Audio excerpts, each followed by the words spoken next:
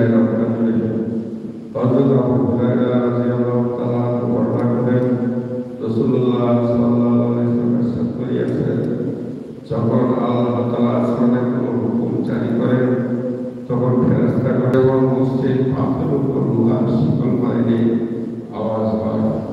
অতঃপর যখন তাহাদের অন্তর হইতে ভয়ভীতি দূর করিয়া দেওয়া হয় তখন তাহারা একজন হুজুরকে জিজ্ঞাসা করেন যে, তোমাদের পূর্বাধিকার কি হুকুম দিয়েছেন?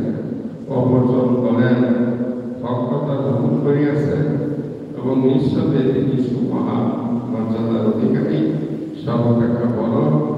যখন ফেরেশতাদের প্রতি আদেশটি স্পষ্ট হইয়া যায় তখন তাহারা